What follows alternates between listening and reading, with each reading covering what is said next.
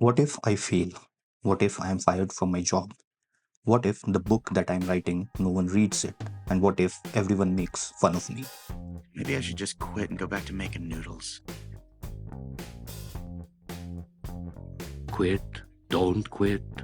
Noodles, don't noodles. You are too concerned with what was and what will be. That's exactly how overthinking feels like. One thought leads to another, which leads to another, and then suddenly you're anxious about something which hasn't even happened yet. That's your mind doing laps on mental treadmill. If you can relate to that, this video is for you. Because overthinking isn't a modern problem. It's been happening since people first started thinking. And thankfully, we have the tools to resolve it. In this video, I'll talk about the overthinking loop and simple practical tools rooted in ancient wisdom backed by modern science to help you deal with overthinking. So let's get into it. Let's understand how overthinking works. It all starts with a trigger.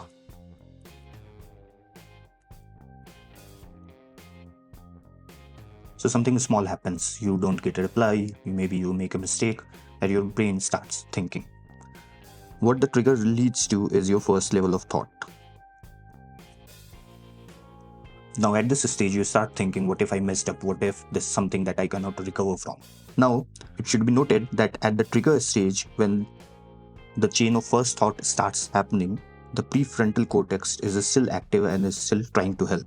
At the first layer, before even the thought finishes, the limbic system is your emotional brain, so the limbic system and amygdala starts pushing on thoughts that you don't want. It starts saying something like, what if they are angry? What if this is something serious? What if I don't ever recover from this? And then this first thought gets into a what if layering. This eventually leads to an imagination loop. At the imagination loop, you start imagining all the worst case scenarios. While the PFC had little control, the limbic system started acquiring and getting control. At the imagination level, PFC loses complete control, and your emotional brain grabs the steering wheel. What imagination loop leads to is a state of paralysis. In the paralysis stage, you are stuck, you cannot move, you feel everything is stopped. After the paralysis stage, you get into a state of self doubt or guilt. Now, at this stage, what happens is you start thinking things like, why do I always do this? There's something wrong with me. What this leads to is a new set of trigger. And then this new trigger again leads to this thought, and this entire cycle repeats. So the question is, how do you get out of it?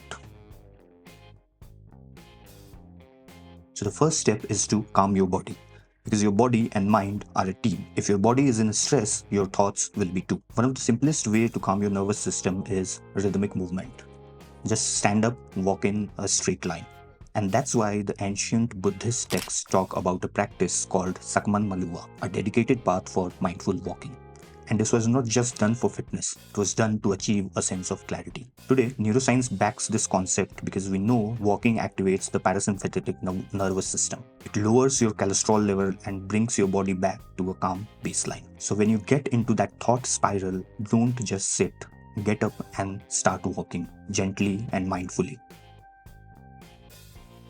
Once your body is settled, go back to the trigger and ask what exactly I am afraid of right now. This is exactly what happened to Arjuna in Bhagavad Gita. Standing in the middle of battlefield, he gets overwhelmed. He says, my limbs are trembling, my mind is confused. What's the point of all of this if it means killing my own brothers? Krishna, on the other hand, doesn't give him a motivational quote. He doesn't say, you have got this, bro. He calmly helps Arjun return to the root of his fear. He asks him, what is it exactly that you are afraid of? Where is this fear coming from? And what is your duty right now? This is what the modern psychology and therapists refer to as naming the fear, and it works like magic. Because that's the mindset shift we need.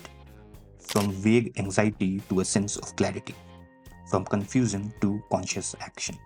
Neurologically, what happens is the control that went to the limbic system, specifically amygdala, starts shifting back to the prefrontal cortex. And the activity in the limbic system, especially the amygdala, starts to settle down. So, next time you get into a spiral, Ask yourself, what is it that I am afraid of?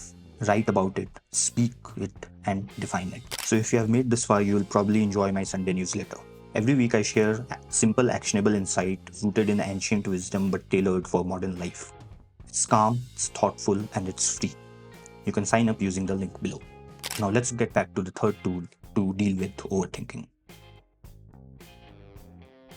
There's a story in Ashtavakra Gita between Rishi Ashtavakra and King Janak.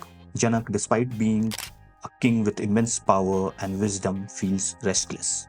His mind is tangled in questions about identity, life, and action. He asks Rishi Ashtavakra, how can I get free from this mental noise? Ashtavakra gives him a clear answer. He says, you are not your thoughts, you are just watching them.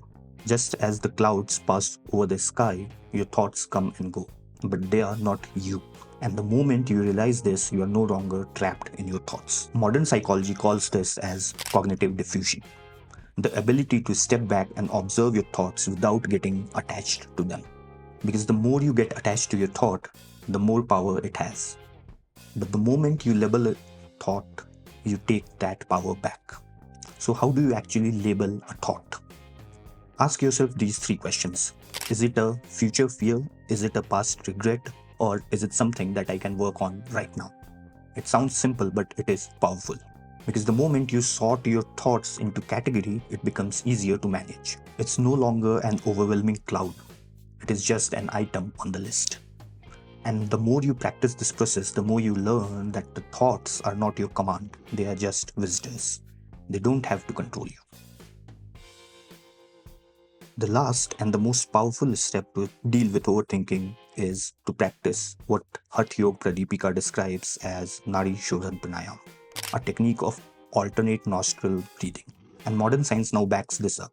Controlled breathing like Nadi Shodhana Pranayam stimulates the vagus nerve, which reduces the activity in amygdala. It also improves the heart rate variability, which is a key marker of how your body handles stress. So how do you practice the Nadi Shodhana Pranayam? It's quite simple.